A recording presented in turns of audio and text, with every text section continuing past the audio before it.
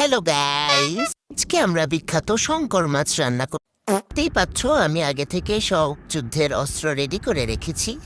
তো দেখতেই পাচ্ছ আমি মাছটাকে ধুয়ে প্রথমে পরিষ্কার করে রেখেছি এবং এতে লবণ এবং হলুদ মাখিয়ে নিচ্ছি। ভালো করে মাখিয়ে আমি এটাকে বেশ কিছু সময়ের জন্য ম্যারিনেট করে রেখে দিব। এবার মাছটাকে অল্প তেলে ভালো করে এপিট ওপিট আমি হালকা হলুদ হওয়া পর্যন্ত ভেজে তুলে নিব। এবার কড়াইতে দিয়ে দিব একটু করে সাদা তেল এবং গোটা সব গরম মশলা।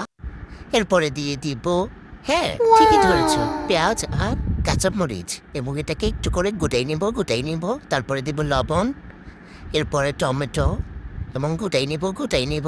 তারপরে চলে যাব রান্নার বিশেষ পার্টে।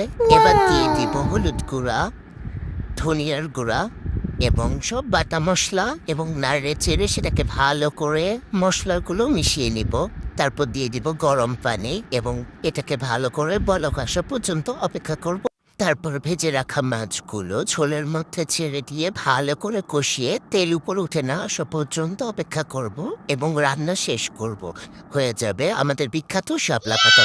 ভিডিওটা ভালো লাগলে শেয়ার করে দিবে এবং ফলো দিয়ে দিবে।